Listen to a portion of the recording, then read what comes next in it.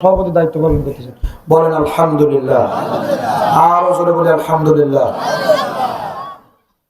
ছোট মানুষ, বহু মাহফিলে আল্লাহ পাক আপনাদের দোয়ার বরকতে আল্লাহর মেহেরবানিতে কথা বলেছে।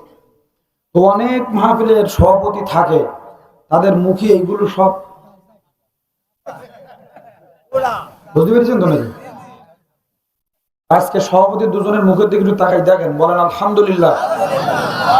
যোগ্য সভাপতি আপনারা নির্বাচিত করেছেন, আমার যুবক ভাইদের ধন্যবাদ জানাই। আল্লাহ পাক দুইজন সভাপতি সাহেবের জন্য এবং যিনি অনুপস্থিত রয়েছেন তার জন্য খাস দিলে আল্লাহর কাছে দোয়া করছি, রব্বুল আলামিন তোমার কোরআনের ইজ্জত যারা বাড়িয়ে দিলে সভাপতিত্ব করে, আল্লাহ তুমি তাদের ইজ্জতও বাড়িয়ে দাও। আল্লাহ তাদের শরীরকে সুস্থ করে দাও, জীবনের গুনাহ মাফ করে দাও। আরো জোরে বলুন আমিন।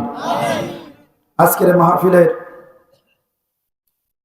বিশেষ বক্তা হিসাবে গুরুত্বপূর্ণ আলোচনা করেছেন মেহেরপুরের কৃতি সন্তান, বিশিষ্ট আলেমে দ্বীন মুফতি মাওলানা রকিবুল ইসলাম সাহেব। আল্লাহ পাক তার কথাগুলোকে আমাদের বাস্তব জীবনে আমল করার তৌফিক দিক, বলুন আমিন। আমার পূর্বেই যিনি কথা বলেছেন, আমার পিতৃ সমতুল্য ওস্তাদ, বিশিষ্ট আলেমে দ্বীন, সুমিষ্ট ভাষী, আমার আগে দিতে হতো, আমার আগে দিতে হতো আর হুজুরকে পরে দিতে হতো। আমার ওস্তাদ মানুষ, এটা মিস্টেক হয়ে গেছে। জনাব হযরত মাওলানা জাহাঙ্গীর আলম জিহাদি মেহেরপুর, আমি অধম তার পায়ের ধুলির সমান না। হুজুর আজকে আল্লাহ পাক হয়তো আমাকে তারপরে নিয়ে এসেছেন, তারও কিছু কারণ আছে। কারণ হলো, যখন আপনারা টাকার নোট সাজান, টাকার নোট যখন সাজান, তখন সর্বপ্রথম কোন নোটটা আগে দেন, তলায় দেন কোন নোট? বড় নোট কত? 1000 টাকা। তারপর তারপর তারপর তারপর তারপর তারপর তারপর তারপর 1 টাকার একটা কয়েন। হ্যাঁ, কয়েন তো এখন ধরেন 2, ধরি নেন পরিবেশের জন্য 1 টাকার একটা কয়েন। তাহলে তলায় থাকে কি 1000 টাকার নোট, আর উপরে থাকে 1 টাকার কয়েন। তা আমি হলাম 1 টাকার কয়েন, এই জন্য সবগুলি উপরে আজকে, বুঝতে পেরেছেন তো?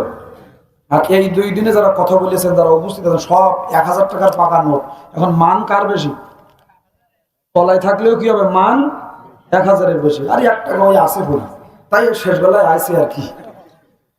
আল্লাহ রাব্বুল আলামিন আমার ওস্তাদের জন্য দোয়া করি, রব্বুল আলামিন তার ইলমে বরকত দান করুক, বলুন আমিন। আল্লাহ পাক তার শরীরকে সুস্থ রাখুক, জবানকে ভালো রাখুক, বলুন আমিন। আজকের এই মাহফিলে বসা রয়েছেন অনেক ওলামায়ে হযরত। আলহামদুলিল্লাহ, পর্দার অন্তরালে অবস্থানরতা, সুশিক্ষিতা, সুচিন্তিতা, আমার প্রাণ প্রিয়া, অবলা সরলা মা এবং বোনেরা, সকলের কাছ থেকে গুনাহগার দোয়া নেওয়ার জন্য জানাচ্ছি একরাশ উষ্ণ মোবারকবাদ। আসসালামু আলাইকুম ওয়া রাহমাতুল্লাহি ওয়া বারাকাতুহু। মহান আল্লাহ পাকের দরবারে শুকরিয়া যে আল্লাহ রাব্বুল আলামিন এই মুহূর্তে এই ঠান্ডার ভিতরে আপনাকে আমাকে এই জনপদের থেকে ছাঁটাই বাছাই করে আপনাকে আমাকে আল্লাহর কোরআন শোনার জন্য এই জান্নাতি বাগানের নিচে যে মালিক কবুল করেছেন, ওই মালিকের দরবারে শুকরিয়া জ্ঞাপন করছি, বলছি আলহামদুলিল্লাহ। 5 আগস্ট বাংলাদেশ দ্বিতীয়বার স্বাধীন হয়েছে। তা আমার মনে হয় আপনাদের মোহাম্মদপুর স্বাধীন হয়নি। হ্যাঁ, 5 তারিখে এক নারাই তকবীর দেশে ছাত্র শিবিরের ছেলেমেয়ের বাংলাদেশের ছাত্ররা তাতে 16 বছরের স্বৈরাচার পুড়িয়ে গেছে। হ্যাঁ, আর আপনারা যে কায়দায় আওয়াজ দিচ্ছেন তা মনে হচ্ছে এই জায়গায় যেন স্বৈরাচার আছে, ভয়ে ভয়ে আছে নাকি? যে আওয়াজ দিয়েছে নিয়ে আওয়াজ 5 তারিখের আগের আওয়াজ, পরের আওয়াজ না। কি আপনারা আছেন তো নাকি? একটু জবান খুলে বলি আলহামদুলিল্লাহ। এইবার লাইন এইছে। আজকের মাহফিল আসতে পেরে আপনারা খুশি না বেজার? খুশি না বেজার? খুশি না বেজার? সবাই খুশি তো? তাহলে আমি একটু পরীক্ষা নেবো কিরকম খুশি। হ্যাঁ, নেব নেব নেব। আপনারা নীতি বলেছেন কিন্তু তাও 3 বার। হ্যাঁ, 3 বার আপনারা কিন্তু বলেছেন যে হুজুর পরীক্ষা নেন, তাহলে কিন্তু পরীক্ষা নিলাম। তাহলে এই মাহফিল হয়ে, এই 2 দিন ব্যাপী মাহফিল হয়ে, মহিলা সমাবেশ হয়ে যারা খুশি, আজকের এই শেষ সমাপনী দিবসে আসতে পেরে যারা খুশি হয়েছেন, সবাই বলেছেন আমরা খুশি হয়েছি, হুজুর একটু পরীক্ষা নেন, আমরা পরীক্ষা দেব। তাহলে আলহামদুলিল্লাহ, আপনারা পরীক্ষা দেন এবং পাশ করবেন আশা করি 100 মার্ক পেয়ে। যারা যারা খুশি হয়েছেন আলহামদুলিল্লাহ, সামনের ফাঁকা জায়গা একটু পূরণ করি বসেন।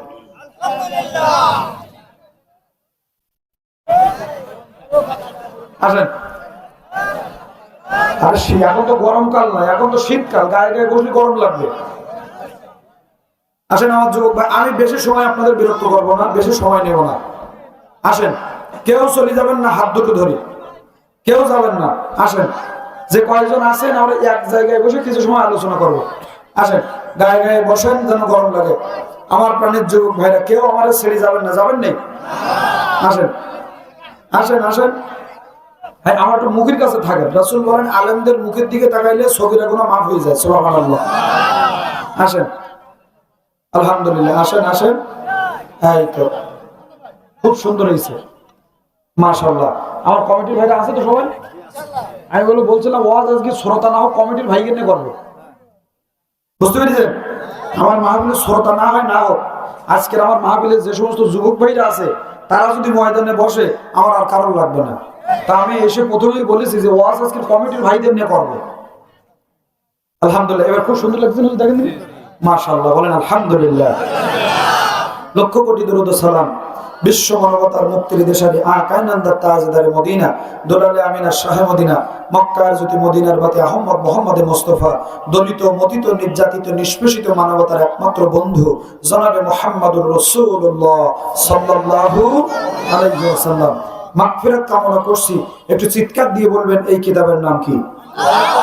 আরো জোরে বলুন। এই কোরআন কি নদীর জলে ভাসতে ভাসতে আপনার আমার কাছে এসেছে? কোরআন এসেছে বদরের প্রান্তরে, আল্লাহ নবীর কলিজার টুকরা 14 জন সাহাবীর বুকের রক্ত বদরের প্রান্তরে ঢেলে দিয়ে শহীদ হওয়ার বিনিময়ে। ঠিক না বেটি? এই কোরআন এসেছে উহুদের প্রান্তরে, আল্লাহ নবীর 70 জন সাহাবীর বুকের তাজা রক্ত জমিনে ঢেলে দিয়ে আল্লাহ নবীর দান মোবারক শহীদ করে এই জমিনে আল্লাহর কোরআন প্রতিষ্ঠা হয়েছে।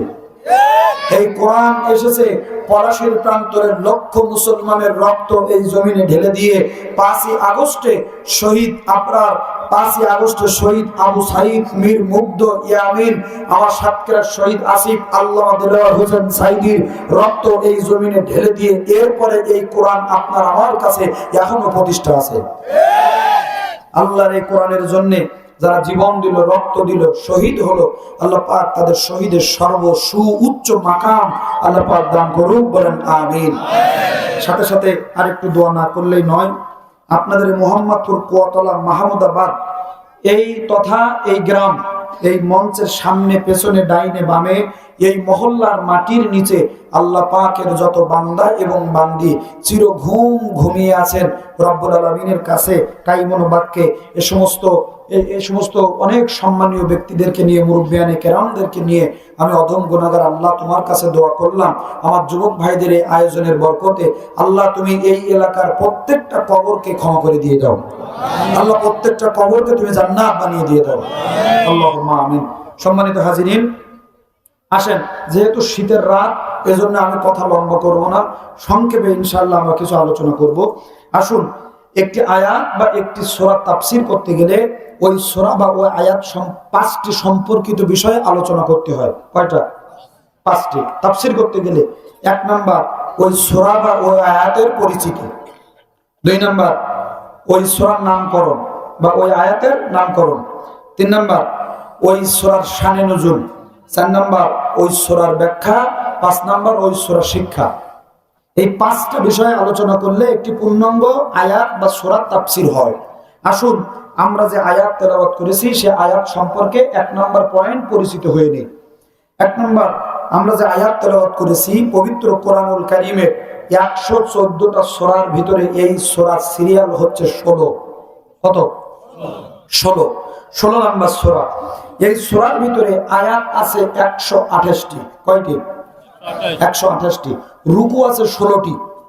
আমাদের তেলাওয়াতকৃত আয়াত হচ্ছে 90। কত? 90। দেখবেন প্রতি জুম্মাবার সানি খুতবায় ইমাম সাহেব এই আয়াতটা তেলাওয়াত করে। খুব ভালো করে আমরা খেয়াল করে নিয়ে মনে হয় প্রত্যেক জুম্মার সানি খুতবায় ইমাম সাহেব এই আয়াতটা তেলাওয়াত করে।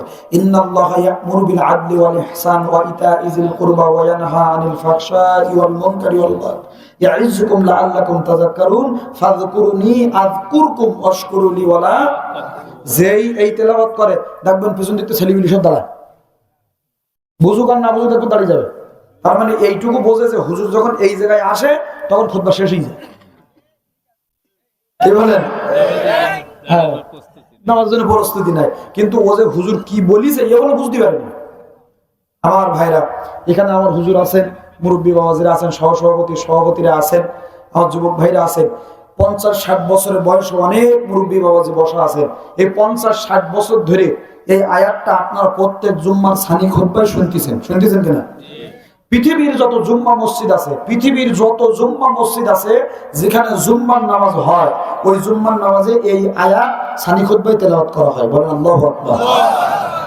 তাহলে এই আয়াতের গুরুত্ব কি কম? বিশাল গুরুত্ব না আমার ভাইরা? কিন্তু এই পর্যন্ত এই 50-60 বছর ধরে আমরা এই আয়াতের তেলাওয়াত শুনতেছি, কিন্তু আল্লাহ যে কি বলেছে আমরা একবারও বোঝার চেষ্টা করিনি। করেছি? বলেন করিনি। আমার বন্ধুগণ, যে সূরা তেলাওয়াত করেছি এই সূরার 90 নাম্বার আয়াত। এই সূরা সংক্ষিপ্ত আকারে সূরা সম্পর্কে পরিচিত হয়ে নিলাম। এবার আসেন সূরার নামকরণ। আমরা যে সূরা থেকে তেলাওয়াত করেছি এই সূরার নাম হচ্ছে সূরা নাহল। সূরা কি? সূরা নাহল। নাহল শব্দের শাব্দিক অর্থ হচ্ছে মৌমাছি। নাহল মানে কি? মৌমাছি। মৌমাছি ছিলেন তো আপনারা? মাছি হচ্ছে 2 প্রকার। কয় প্রকার? 2 প্রকার। একটি হচ্ছে চরিত্রহীন বদমাশ লম্পট গুই মাছি, আর একটা হচ্ছে চরিত্রবান নেককার সালেহা আবেদা মৌমাছি। আরো জোরে। তার কারণ গুই মাছি যেটা আমরা সবাই চিনি, ওর চরিত্র সম্পর্কে আমরা সবাই জানি। এই দেখেন পায়খানার উপরে, এই দেখেন পাকা কাঁঠালের উপরে। কি বলেন? এই দেখেন ময়রার মিষ্টির উপরে, আবার এই দেখবেন বিরিয়ানির উপরে। আমার বন্ধুগণ, কিন্তু মৌমাছির জীবনে কেউ কোনোদিন দেখেছেন ডাস্টবিনের ময়লার উপর যেই বসতে? দেখেছেন কেউ? কোনোদিন দেখেননি।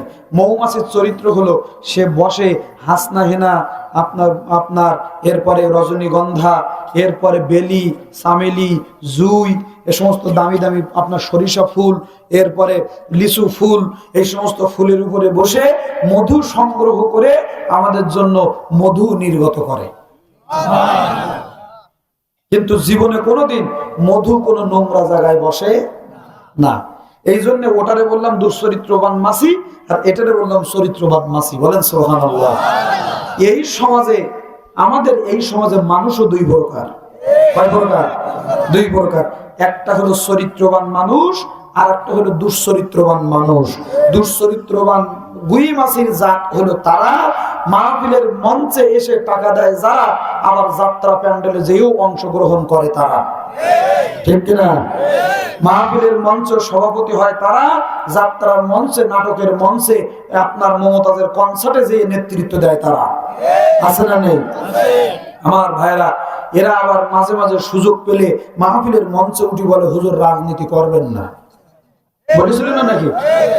এখন কোথায়? একবার শুধু এসে বলি দেখো, তোমার চামড়ার গায়ে থাকবে না। ঠিক কিনা? এই কোরআনের মঞ্চটাকে ইতিপূর্বে দলীয়করণ করে নেতার নাম না দিলে মাহফিলের অনুমতি হবে না। একটা মাহফিল করতে কর্তৃপক্ষের যে কত কষ্ট হয়েছে, 6 মাস আগের থেকে নেতার বাড়ি হাঁটা লেগেছে, থানার বারান্দায় যাওয়া লেগেছে, ডিসির কাছে যাওয়া লেগেছে, ওসির কাছে যাওয়া লেগেছে, এসপির কাছে যাওয়া লেগেছে আল্লাহর কোরআনের মাহফিলে তাফসীরের অনুমতি নিতে। আচ্ছা বলুন তো, কোরআন কার? আরো জোরে বলেন। আমরা কার? জমিন কার? আসমান কার? তাহলে আল্লাহর দেওয়া জমিনে, আল্লাহর দেওয়া আসমানের নিচে, আল্লাহর দেওয়া মানুষকে কোরআন শোনানোর জন্য তোমার মতো পাতি নেতা ছাতি নেতার অনুমতি নেওয়া লাগবে কেন? তার মানে বোঝা গেল এই কোরআনের মঞ্চটাকে পর্যন্ত ওরা ছাড় দেয়নি, ওরা দলীয়করণ করেছিল।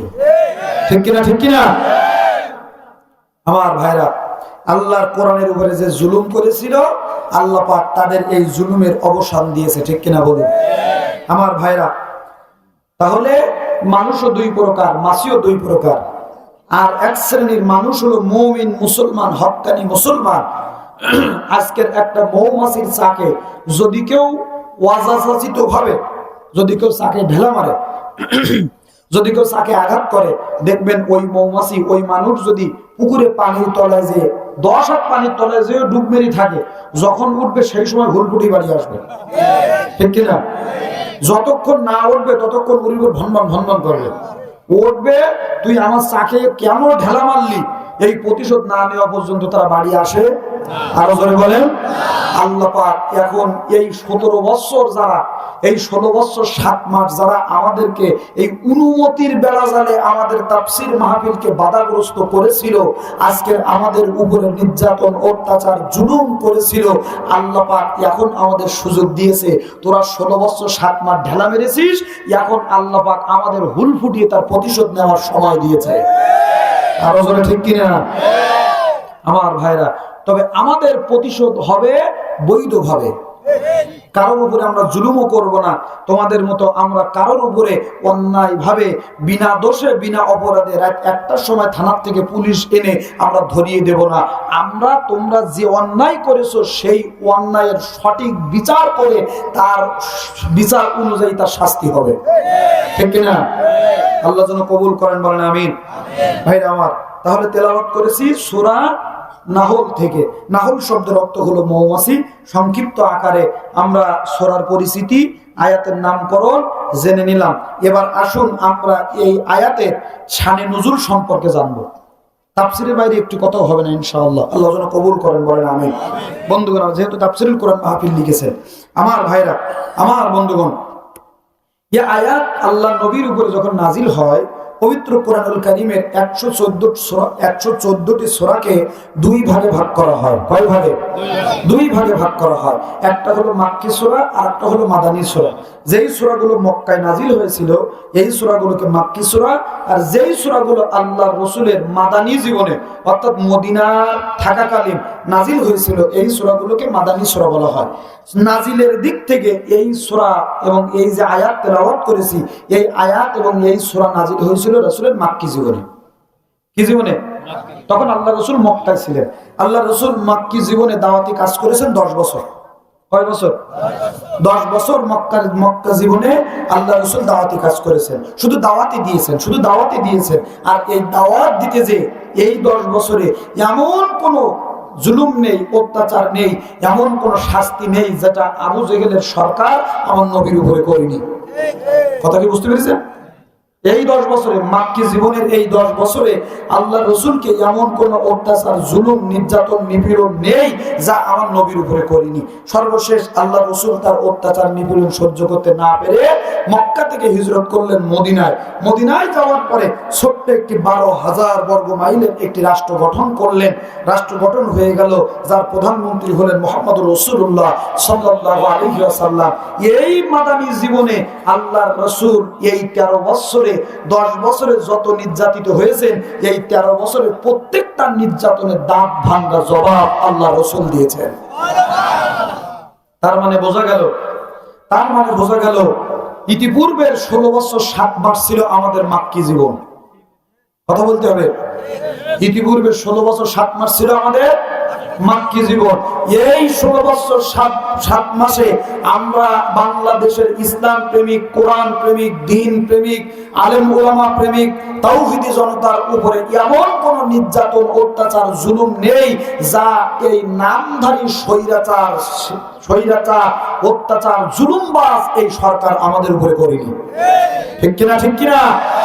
আমার ভাইরা, রাতের বেলা রাতের বেলা আন্দোলনের কর্মীদেরকে রাতের বেলা গ্রেফতার করে এরপরে বাড়ি থেকে ধরে নিয়ে, স্ত্রীর কোলের থেকে, সন্তানদের কোলের থেকে ধরে নিয়ে, এরপরে আলেম ওলামাদেরকে প্রতিষ্ঠান থেকে চাকরিচ্যুত করে, এরপরে আলেম ওলামাকে হাতের ভিতরে হ্যান্ডকাপ, পায়ের ভিতরে বেড়ি লাগিয়ে আদালতে উঠিয়ে নাম কথিত বোমাবাজ নামে, কথিত ককটেল হামলার নামে, কথিত কোরআনের ক্লাস নেওয়ার এই অপরাধে আজকে তারা গোপন বৈঠকের নামে, আলেম ওলামার নামে, এরপরে দিন ইসলামের কর্মীদের উপরে, সাংগঠনিক কর্মীদের উপরে, এলাকার আপামর সাধারণ জনতার উপরে, এলাকার দিন প্রেমিক, ইসলাম প্রেমিক তাওহীদি জনতার উপরে এই 16 বছর 7 মাসে এমন কোন নির্যাতন, অত্যাচারের দৃষ্টান্ত নেই যা এই জালেমবাজেরা আমাদের উপরে করে নাই। আল্লাহ পাক আজকের আমাদেরকে সুযোগ দিয়েছেন, সময় দিয়েছেন।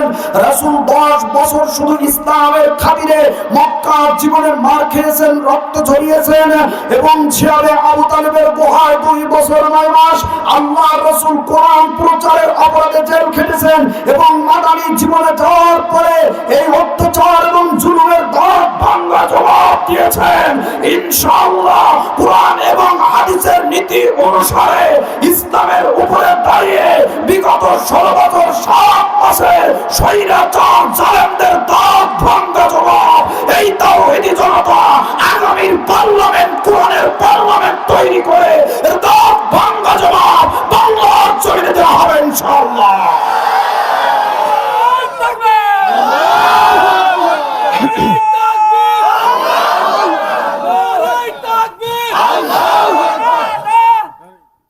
আমার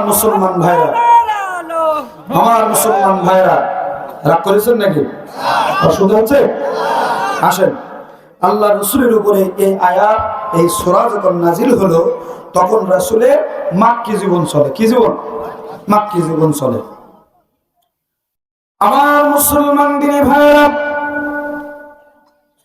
আল্লাহ রাব্বুল আলামিন আমার নবীর উপরে নাজিল হওয়া আল কোরআনুল কারীম যখন হেরা পর্বতে নবীর উপরে নাজিল হলো, রাসূল আমার 17 বছরে মক্কায় হিলফুল ফুজুল নামে একটি সংগঠন দাঁড় করিয়েছেন, যার নাম ছিল হিলফুল ফুজুল। এই হিলফুল ফুজুল আল্লাহ নবীজি মক্কায় গঠন করে মক্কার জুলুম অত্যাচার দূর করতে সম্ভব হলেন না। আল্লাহ রাব্বুল আলামিন যেই মাত্র হীরা পর্বতে আল্লাহ নবীর উপরে কোরআনুল কারীম নাজিল করে দিলেন, এই কোরআনুল কারীমের দাওয়াত দেওয়ার সাথে সাথে আল্লাহর রাসূলের বন্ধু সিদ্দিক আকবর আবু বকর রাদিয়াল্লাহু তাআলা আনহু ইসলাম ধর্ম গ্রহণ করলেন। উমরের মতো সন্ত্রাসী মুসলমান হয়ে গেলেন। আলীর মতো বীর আল্লাহর নবীর হাতে কলেমা পড়ে মুসলমান হয়ে গেলেন। খাদিজাতুল কুবরা রাদিয়াল্লাহু তাআলা আনহা মুসলমান হয়ে গেলেন।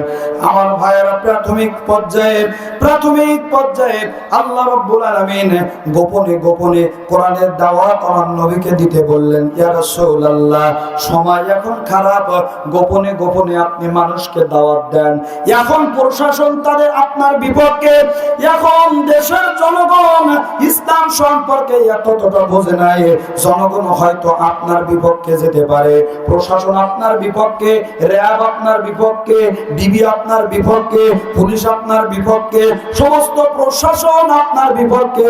ইয়া রাসূলুল্লাহ, আপনি গোপনে গোপনে কোরআনের দাওয়াতগুলো সমাজে দিয়ে দেন, গোপনে গোপনে দিতে থাকেন।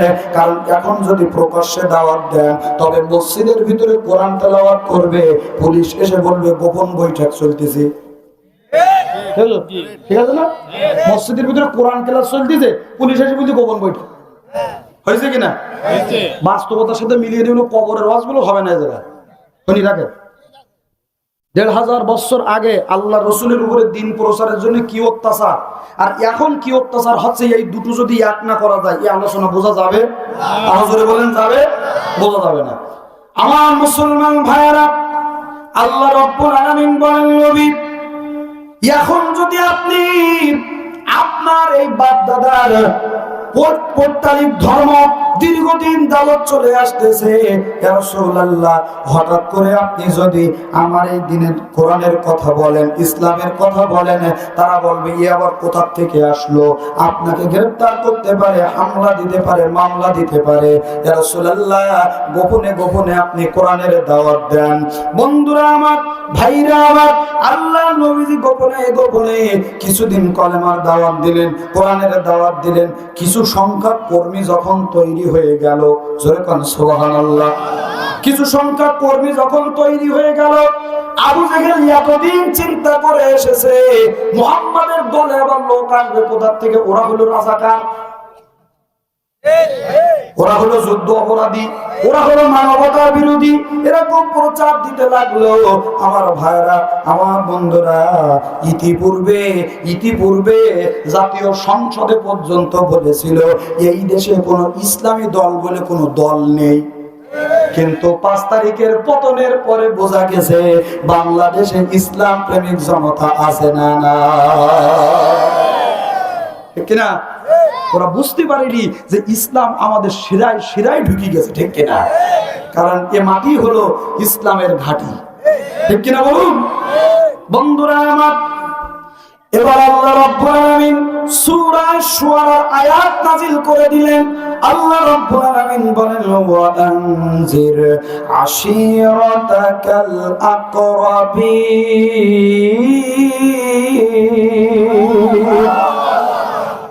আল্লাহ রাব্বুল আলামিন সূরা শুআরা এই আয়াত নাযিল করে দিয়ে আমার নবীকে বললেন, ইয়া রাসূলুল্লাহ, গোপনে গোপনে অনেক তো দাওয়াত হয়েছে, আর গোপনে না, এবার আপনি প্রকাশ্যে দাওয়াত দেন।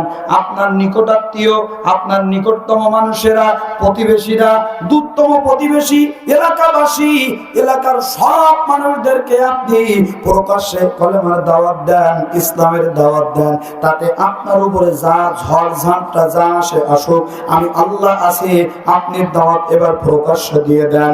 আল্লাহ নবীজি প্রকাশ্য দিনের দাওয়াত দিতেছেন। আবু জেহেলের কানে এই সংবাদ চলে গেছে, ও আবু জেহেল, তুমি প্রধানমন্ত্রী থাকাকালীন তোমার দেশে, তোমার রাষ্ট্রে তোমার ভাতিজা তোমার বিরুদ্ধে দল প্রচার করতেছে, দল গঠন করেছে।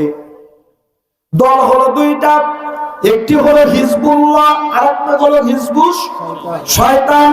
ও আবু জেহেল, তোমার ভাতিজা তোমার বিরুদ্ধে দল গঠন করে নতুন দলের দাওয়াত দিতেছে, সংগঠনের দাওয়াত দিতেছে।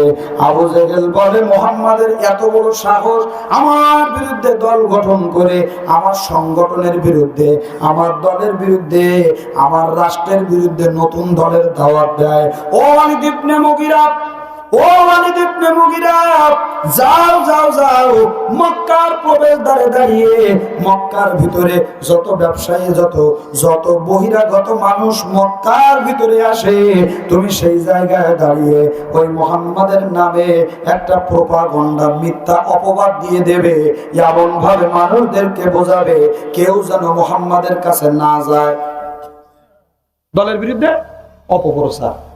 বিগত 16 বছর 7 মাসে একটা মিডিয়াও আমাদের পক্ষে নেই, কি একটা মিডিয়াও আমাদের পক্ষে নেই।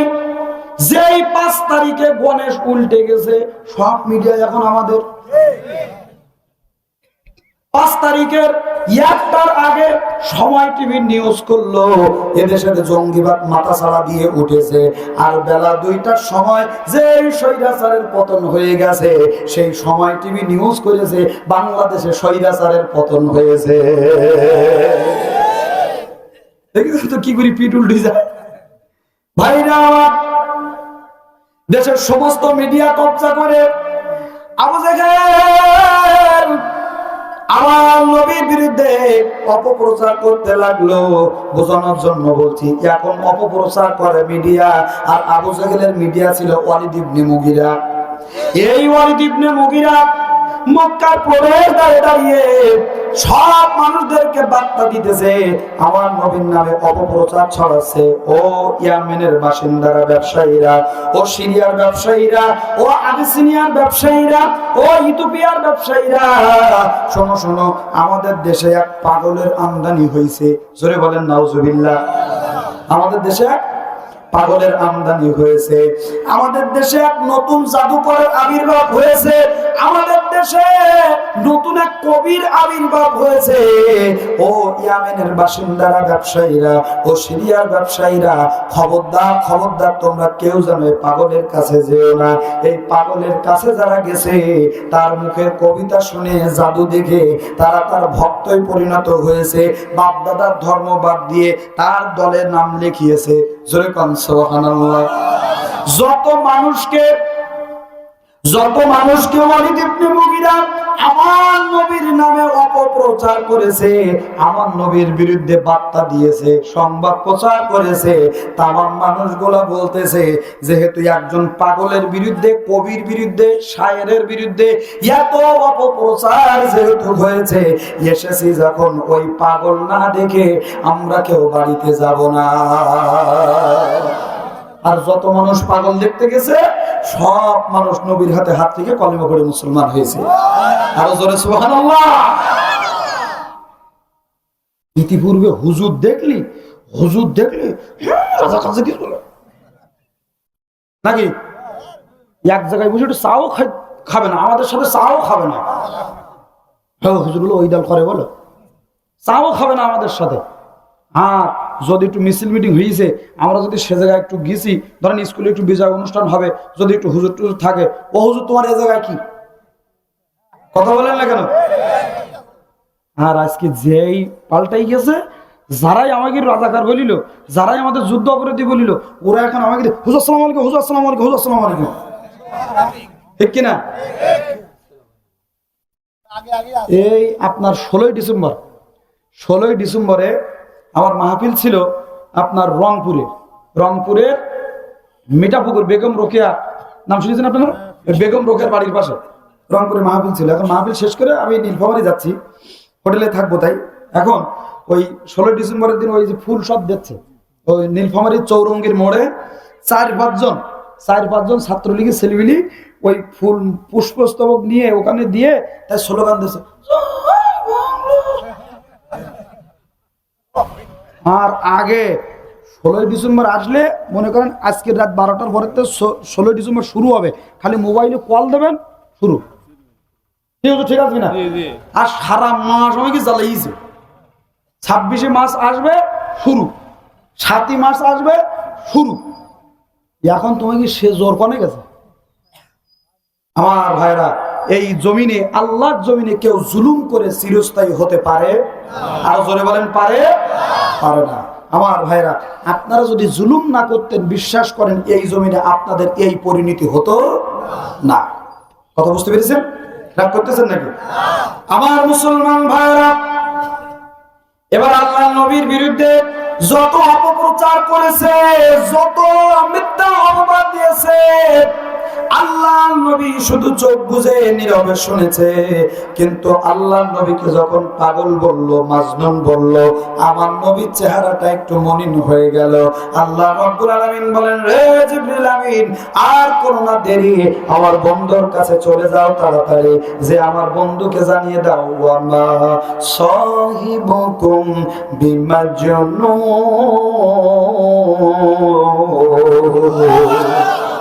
নবী, আপনি পাগল নন, আপনি পাগল নন, আপনি পাগল নন। আপনার মতো মাধুর্য চরিত্রের অধিকারী এই পৃথিবীর জমিনে আর একজনও হতে পারে না। জোরে কোন সুবহানাল্লাহ।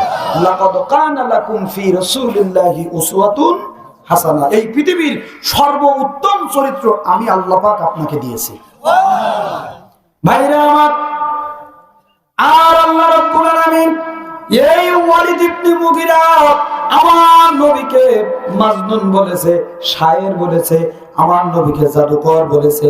আল্লাহ রাব্বুল আলামিন সাথে সাথে সেই কথার প্রতিউত্তর আল্লাহ পাক কোরআনুল কারীমে সূরাতুল কলাম 13 নম্বর আয়াত আল্লাহ রাব্বুল আলামিন বলেন, নবী আপনাকে যারা পাগল বলে, মাজনুন বলে, আমি আল্লাহ পাক আপনার হয়ে এই কথার জবাব দিচ্ছি।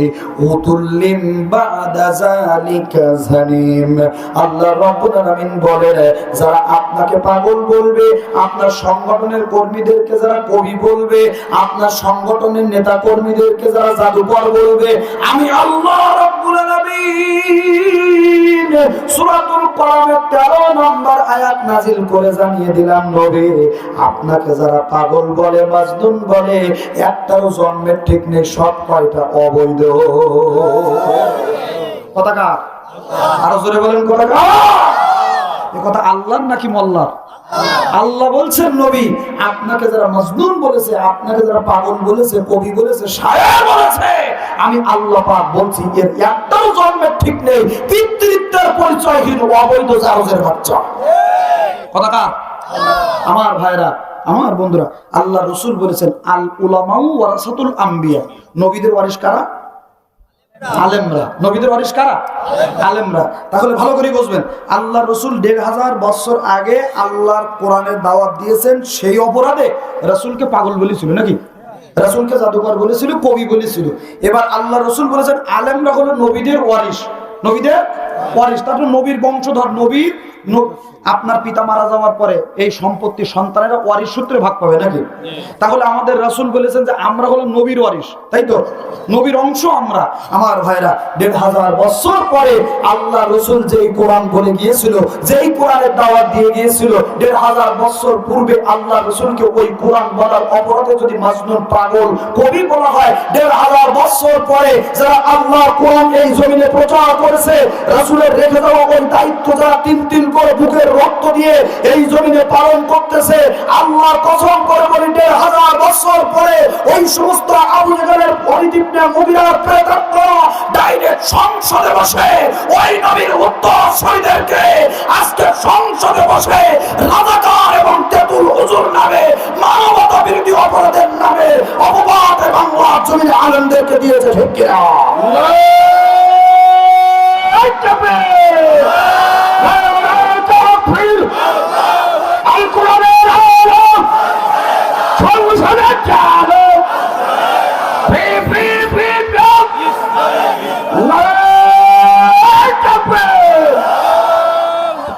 আমার ভাইরা, ডাইরেক্ট সংসদে বসে হাসানুল হক ইনু আর রাশেদ খান মেনন, এ বাংলাদেশের একজন শ্রেষ্ঠ প্রথিত যশা আলেম, নাম হলো শাহ আহমদ শফি হুজুর। বাংলাদেশের একজন শ্রেষ্ঠ আলেম, আপনি যাই বলেন না কেন এলেমের দিক থেকে, কিন্তু তিনি খুবই উচ্চ মার্গের একজন আলেম ছিলেন। ডাইরেক্ট এই হাসানুল হক ইনু আর রাশেদ খান মেনন সংসদ ভবনে বসে বলল, এই শাহ আহমদ শফি ইনি হলেন তেতুল হুজুর। কি বলিনি? বলে গেছেন না? ইনি হলেন কি হুজুর? তেতুল হুজুর।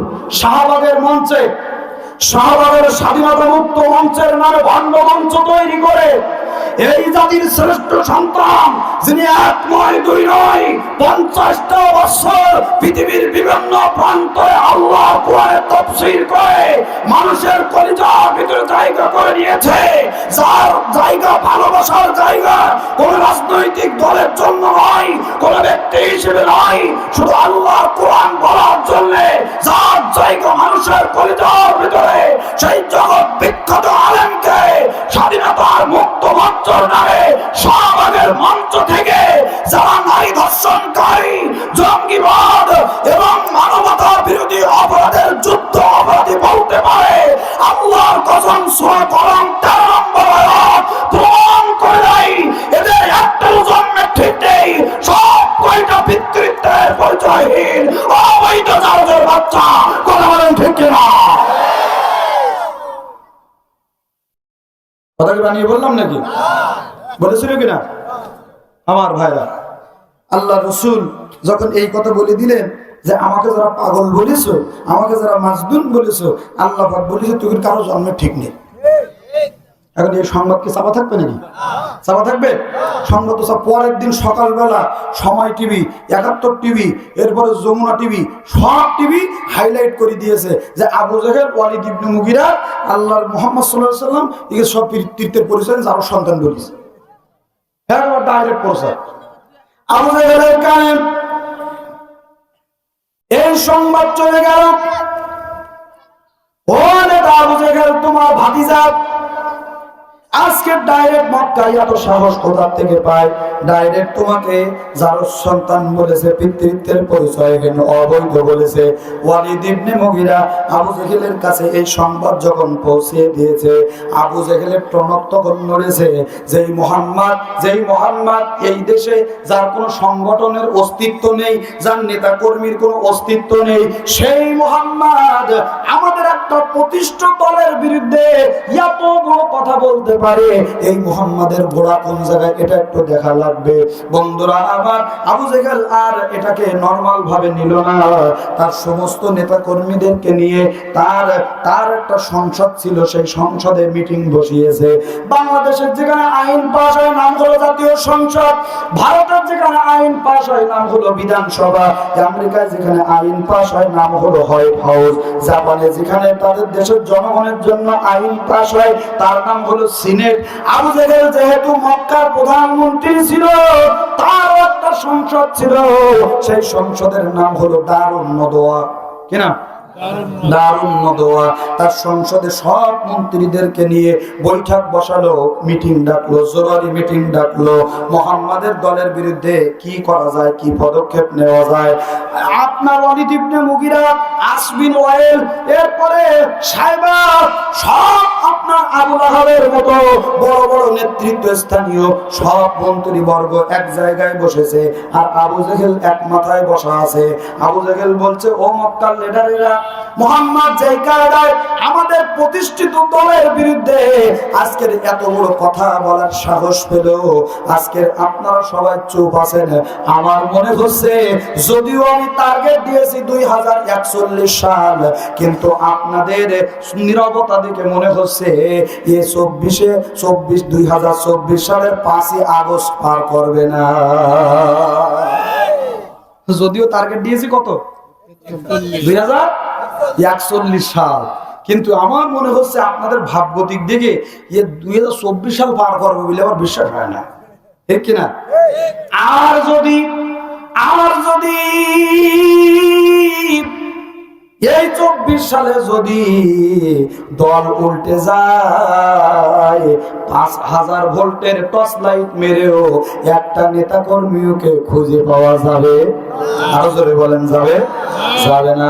সুতরাং কি করা যায় সিদ্ধান্ত দেন, কি করা যায় সিদ্ধান্ত দেন। আল্লাহ রাব্বুল আলামিন ওই দিন দারুন নদওয়ায় আল্লাহ নবীর বিরুদ্ধে কি পরিকল্পনা করা হয়েছিল, আমার আল্লাহ রাব্বুল আলামিন সূরা আনফালের 30 নম্বর আয়াত নাজিল করে আমার নবীকে এই গোপন তথ্য ওই রাত্রে আল্লাহ পাক ফাঁস করে দিয়েছিলেন। আল্লাহ রাব্বুল আলামিন বলেন সূরা আনফাল 30 নম্বর আয়াত, আল্লাহ পাক বলেন, ওয়া ইয ইয়ামকুরু বিকাল্লাযীনা কাফারু লিইথবিতুকা। জোরে কোন আল্লাহু আকবার। আল্লাহ রাব্বুল আলামিন বলেন, নবী শুধুমাত্র কেবলমাত্র কুরআন বলার অপরাধে এই মুহূর্তে আবু জেহেল তার দলীয় কর্মীদেরকে নিয়ে আপনার বিরুদ্ধে পরিকল্পনা করতেছে লিইথবিতুকা। তারা আপনার নামে এই মুহূর্তে গ্রেফতারি পরোয়ানা জারি করবে, আপনার নামে একটা অবৈধ মামলা দেবে। কি দেবে? দেশের জনগণের চোখ খুলে গেছে, দেশের জনগণের চোখ খুলে গেছে। এখন আর কেউ ঘরে বসে থাকতে চায় না, সবাই রাজপথে নেমে এসেছে। আর আইন মন্ত্রীটাই আনিসুল হকের মাথা নষ্ট হয়ে গেছে, ও তাড়াতাড়ি বলতেছে এই দেশে ইসলাম নামে কোনো দল আর থাকবে না, ইসলামী কোনো দল এদেশে থাকবে না, নিষেধ করা হবে। আমার ভাইরা, 1 তারিখে সুপ্রিম কোর্টে আইন পাশ করে, অতীত সুপ্রিম কোর্ট যারা শুধুমাত্র কোনো বিচার করেনি, সব দলীয় বিচার করেছে। কি সব দলীয় বিচার করেছে। 1 তারিখে আইন মন্ত্রী আনিসুল হক আইন পাশ করলো, এই দেশে কোনো ইসলামী দল থাকবে না, ইসলামী সংগঠন থাকবে না। আল্লাহ রব্বুল আলামিন বলছেন, ওরে কুলাঙ্গারের জাত, এই দেশ আমার, আসমান আমার, জমিন আমার, কোরআন আমার, তোরা যে নেতৃত্বে বসে আছিস ও নেতৃত্ব দিয়েছি আমি আল্লাহ। আর আজকের ক্ষমতা পেয়ে আমার দলকে, আমার আন্দোলনকে নিষিদ্ধ করিস। 1 তারিখে সুপ্রিম কোর্টে তোরা আমার দলকে নিষিদ্ধ করবি, আর আমি আল্লাহ 5 তারিখে এই 56,000 বর্গ মাইলে তোদের দলকে নিষিদ্ধ করে দেব। স্লোগান দেওয়ার মতো কোনো কর্মী খুঁজে পাওয়া যাবে না। বাস্তব হয়েছে কিনা? হ্যাঁ, 1 তারিখে তোরা আমাদের দল নিষিদ্ধ করবি, আর আমি আল্লাহ আসমানে বসে 5 তারিখে তোদের দলকে নিষিদ্ধ করব। ঠিক কিনা? ঠিক কিনা? আমার ভাইরা, কত বড় পাওয়ার আল্লাহর ইসলামী আন্দোলন বলে, ইসলামী দল বলে কোন দল এদেশে থাকবে না, নিষিদ্ধ। বন্ধুগণ আমার ভাইরা, এখন বলেই যাও কেন? দুই শয়তান দেশের লক্ষ লক্ষ কোটি কোটি টাকা দেশের থেকে পাচার করে এই আইন মন্ত্রী আর দরবেশ, কি বলেন, দরবেশ দরবেশ পালিয়ে যাচ্ছে বুড়িগঙ্গা দিয়ে। দরবেশের তো সেনার কায়দা নেই, একেবারে ঠিক হিন্দুদের আপনার মন্দিরের ব্রাহ্মণ হয়ে গেছে। কি সুন্দর সাদা পীর বানা দাড়ি, কি দাড়ি, সেই দাড়ি কেটে ঠাকুর হয়ে গেছে। দুইজন পার হয়ে যাচ্ছে বুড়িগঙ্গা, আল্লাহর কি মজে, আল্লাহর কি খেলা দেখেন। আচ্ছা, ওই রাত্রে সেনাবাহিনী ও যায় কি গুরমূর্তি গেল জায়গায়, ওর আর কোনো কাজ নাই। পরিকল্পনা কার? আরো জোরে বলেন, পরিকল্পনা কার? গোপনে গোপনে চেহারা সুরত সব পাল্টাইয়ে দুই শয়তান পার হয়ে যাচ্ছে বুড়িগঙ্গা দিয়ে। আল্লাহর কি মজে, আল্লাহর সেনাবাহিনী ও জায়গায় হাজির।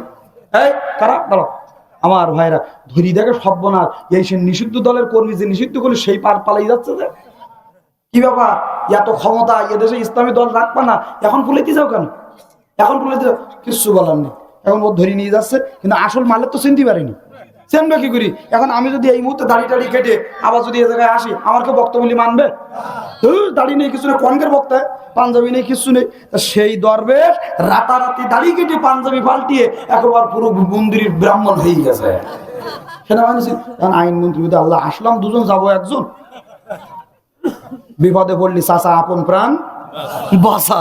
সেনাবাহিনী যখন নিয়ে যাচ্ছে, তার সেনাবাহিনী বলছি, আল্লাহ তো আমার একা নিয়ে যাবেন, আমার একা নিয়ে যাবেন, ও লোকের নিয়ে যাবেন না? সেনাবাহিনী বলছি, ও তো নৌকার মাঝি, গরিব মানুষ, ওর ধর্ম কেন? বলছে, ওর নৌকার মাঝি না, আমি আর কি মাল, আমার চাইতে বড় মাল ওই। বড় মাল মানে সর্বনাশ, ধরি দেখে সে আসল মাল তো রেখে যাচ্ছে। এই নাটের গুরুতে এই সেই দরবেশ 36,000 কোটি টাকা, কত? 36,000 কোটি টাকা এই দেশের মানুষের মাথার ঘাম পায়ে ফেলানো কষ্ট অর্জিত টাকা এই দেশ থেকে বিদেশে পাচার করেছে। আল্লাহু আকবার। আমার ভাইরা, আমার বন্ধুরা, আল্লাহ যখন ধরে ধরে ধরে ধরে না, ধরলে আল্লাহ আর ছাড়ে না। তোরা আমাদের দল নিষিদ্ধ করবি না? মুসলমান ভাইরা আমার, আবু জেহেল বলছে কি করা যায়? একজন দাঁড়িয়ে বলছে, মুহাম্মাদের নামে একটা মামলা দিয়ে দাও, গ্রেফতারি পরোয়ানা জারি করো। এই মুহূর্তে মুহাম্মাদের নামে যদি একটা মামলা দেওয়া যায়, এই মুহূর্তে মুহাম্মাদকে যদি মামলা দিয়ে, অবৈধ মামলা দিয়ে যদি গ্রেফতার করা যায়, দলীয় কার্যক্রম চালাতে পারবে না, জনগণকে সংগঠিত করতে পারবে না, জনগণকে একত্রিত করতে পারবে না। লিডার যদি যায় কারাগারে, জনগণ তার পেছনে আর থাকবে না। মুহাম্মাদের নামে একটা মামলা দিয়ে দাও, দিয়ে তারে জেলখানায় ভরে দিয়ে দাও। আমার বন্ধুগণ, আমার ভাইরা, আবু জেহেল বলছে, ও মক্কার লিডারেরা, মুহাম্মাদের নামে মামলা দেয়া যাবে, এটা কোনো ব্যাপার না, কিন্তু আমার ভয় হচ্ছে মুহাম্মাদের নামে মামলা দিয়ে মুহাম্মাদকে কেন্দ্রীয় কারাগারে গ্রেফতার করে কারাগারে পাঠালাম। ওই কারাগারের ভিতরে যত ধর্ষণকারী, যত রাহাজানি, লুটতারাজ, বাটপার, খুনি, মার্ডারকারী, যত ডিয়ারিং বিপজ্জনক মানুষগুলো সব জেলখানায়। আজকের আমাদের মক্কার 1000 বছরের প্রতিষ্ঠিত ধর্মের যারা ধর্ম মানে, সেই মানুষগুলোকে বুঝিয়ে যদি মুহাম্মদ তার দলের কর্মী বানাতে পারে, আমার বিশ্বাস ওই জেলখানার ভিতরে ওই খুনি, মার্ডারকারী, ওই সমস্ত সব ডাকাত, চোর, বাটপারদেরকে মুহাম্মদ তার দলের সবক দিয়ে তার দলে এনে আমার বিরুদ্ধে পরে কিন্তু আক্রমণ করবে। জেলখানায় পাঠালে ওই জেলখানার সমস্ত আসামিদেরকে আল্লাহওয়ালা বানিয়ে আমাদের বিরুদ্ধে কিন্তু আক্রমণ করে, তখন ঠেকাবে কে? বাস্তব প্রমাণ নেন। মুঘল আমলের সম্রাট আকবর তিনি একটা ধর্ম আবিষ্কার করেছিলেন, নাম হলো দ্বীনে ইলাহি। দ্বীনে ইলাহি আবিষ্কার করেছিল, ইসলাম ধর্মের বিরুদ্ধে নতুন ধর্ম বানিয়েছিল। বন্ধুরা আমার, এই সম্রাট আকবর মুজাদ্দিদে জামান আল পেসানিকে বলল, ও মুজাদ্দিদে জামান আল পেসানি, তুমি সব বাদ দাও, ভণ্ডামি বাদ দাও, আমার ধর্ম মেনে নাও। মুজাদ্দিদে জামান আল পেসানি রহমাতুল্লাহ আলাইহি বলেছিল, জীবন দেব, রক্ত দেব, শহীদ হব, কিন্তু কোন বাতিল ধর্ম আমি মানব না। গ্রেফতার করে জেলখানায় পাঠানো হলো। জেলখানায় পাঠানো হলো। আমার বন্ধুগণ, আমার ভাইরা, ওই জেলখানার ভিতরে মুজাদ্দিদে জামান আল পেসানি এমন ভাবে দ্বীনের দাওয়াত দিয়েছেন, ইসলামের কথাগুলো মানুষের কাছে উপস্থাপন করেছেন। টোটাল জেলখানার তামাম আসামিগুলা আসামি থেকে আল্লাহর ওলিতে পরিণত হয়েছে। জেলা সাহেব চিঠি লিখছেন, মাননীয় জজ সাহেব, তাকে আপনি জেলখানায় পাঠিয়েছেন। জেলখানায় মানুষ আছে চোর, ডাকাত, বাটপার, বদমাইশ, কিন্তু আপনি জেলখানায় কাকে পাঠিয়েছেন? আমার জেলখানার ভিতরে যত আসামি ছিল তামাম আসামিদের থেকে এখন তারা আসামি থেকে আল্লাহর ওলিতে পরিণত হয়েছে। সুতরাং ওরা আমাদের 13 বছর জেলখানায় বন্দি রেখে আমাদের উপরে ওরা আস্থা রাখতে পারে? আরো জোরে বলেন, পারে? 16 বছর 7 মাস ক্ষমতায় থেকে যেই জনপ্রিয়তা অর্জন করেছেন, এর চাইতে আরো দ্বিগুণ জনপ্রিয়তা 13 বছর জেলখানায় থেকে আল্লামা সাঈদী অর্জন করেছে, ঠিক কিনা? আজকে এই স্বৈরাচারের জানাজা, মৃত্যুর পরে তার জানাজা যদি এই বাংলার জন্য দেওয়ার সুযোগ দেওয়া হয়, আল্লাহর কসম দিয়ে বলি, তার জানাজা পড়ার জন্য একটা কুকুরও যাবে না, বলবেন ঠিক কিনা? আর আল্লামা সাঈদীর জানাজায় আপনারা রাস্তার মোড়ে মোড়ে পুলিশ দিয়ে, ব্যারিকেড দিয়ে জনগণকে গাড়ির থেকে শ্বাস করে নামিয়ে বাধা দিয়ে তার জানাজা পড়তে দেবেন না। কিন্তু আল্লাহর কসম, ওই দিন আল্লামা সাঈদীর জানাজায় পিরোজপুরের মাটিতে জায়গা হয় নাই। আল্লাহু আকবার। এবং সারা বিশ্বে কাবা শরীফে পর্যন্ত তার নামে গায়েবানা জানাজার নামাজ হয়েছে। তাহলে 16 বছর ক্ষমতায় থেকে কি জনপ্রিয়তা অর্জন করলেন? তার চাইতে আরো জনপ্রিয়তা আমরা জেলখানায় থেকে অর্জন করেছি। এ নিয়ামত কার? এ মুজিজা কার? আমার ভাইরা, সেই কোরআনের সাথে আছেন তো? রাগ করতেছেন নাকি? আর একটু সময় চলবে না মনোযোগ করে দেব? চলবে। আলহামদুলিল্লাহ। আসেন ভাইরা আমার, তাহলে বোঝা গেল কোরআনের দল করলে, ইসলামী আন্দোলন করলে তাদের বিরুদ্ধে মামলা হয়, এটাই স্বাভাবিক। কথা বল না কেন? আল্লাহর কোরআন প্রমাণ করছে তাদের বিরুদ্ধে মামলা হয়।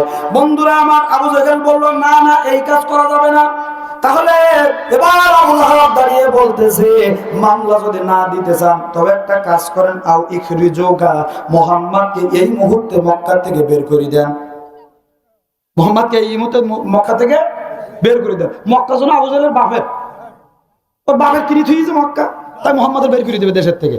আসলে ওরা যখন ক্ষমতায় থাকে তখন মনে করে ইয়ে দেশ ওদের বাপের। 100 টাকার নোট আছে না কাছে? 100 টাকার নোট আছে, দেন একটু দিচ্ছে ওরা যখন ক্ষমতায় থাকে। আমি বাস্তব বানাই বলবো না তো, একটাও কোনো বানানি কথা বলবো না, দেন একটা নোট দেন, যে কোনো একটা নোট দেন। আমার ভাইরা, ওরা যখন ক্ষমতায় থাকে তখন মনে করে ইয়ে দেশ ওদের বাপের। বলেন তো ছবিটা কার? তার টাকা ওর বাপের নেই। আমার কষ্ট অর্জিত টাকা তোর বাপের ছবি থাকবে কেন? কথা বলে না কেন? টাকার ভিতরে তার না টাকা ওর বাপের। আমার বন্ধুগণ, অসুস্থ হসপিটালে যাবেন, বঙ্গবন্ধু মেডিকেল হসপিটাল। কথা বল না কেন? একটু খেলাধুলা করতে সেলিমিনি স্টেডিয়ামে যাবে খেলা করতে, বঙ্গবন্ধু স্টেডিয়াম। কি মানুষ মানুষ মানুষ নদী পার হবে, বঙ্গবন্ধু সেতু। কি চট্টগ্রামের লোক চট্টগ্রাম থেকে ঢাকায় আসবে, বঙ্গবন্ধু টানেল। আমার বন্ধুগণ, আমার ভাইরা, শুধু তাই না, একটু বাজার ঘাট করতে বাজারে যাবেন, রাস্তার 3 মোড়ে বাপের মূর্তি। ঠিক কিনা? ঠিক কিনা? তার মানে ওরা যখন ক্ষমতায় থাকে তখন মনে করে এ দেশ আমাদের বাপের। ঠিক কিনা? আমার ভাইরা, আবু জাহেল আবু লাহাব বলল, মুহাম্মদকে এই মুহূর্তে মক্কা থেকে বের করে দাও। আবু জাহেল ডাক দিয়ে বলছে, এই প্রস্তাব তো আগের প্রস্তাবের চাইতে আরো খারাপ। কেন? তার কারণ হলো মুহাম্মদকে এই দেশের থেকে বের করে দিয়ে কোন দেশে পাঠাবা? আবিসিনিয়ায় পাঠাবা, ইয়ামানে পাঠাবা, মিশরে পাঠাবা, যে কোনো দেশে পাঠাও না কেন, আমার বিশ্বাস ওই দেশের রাজাকে, ওই দেশের প্রধানমন্ত্রীকে মুহাম্মদ যে তার মাথা খেয়ে তার মাথার ভিতরে কোরআন ঢুকিয়ে দিয়ে ওই দেশের সব জনগণ নিয়ে আমাদের মক্কার বিরুদ্ধে আক্রমণ করবে। তখন কিন্তু আমও যাবে, সালাও যাবে। বাস্তব কিনা?